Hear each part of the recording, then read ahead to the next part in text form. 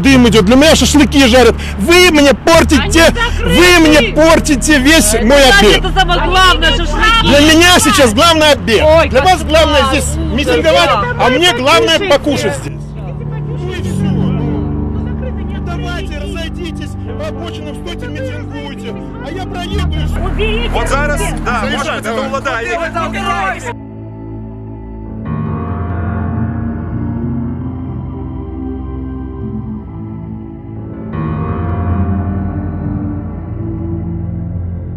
Кто у вас? Покажите. Ну вот это он меня за руку схватил, а что мне было делать? Обороняться надо было.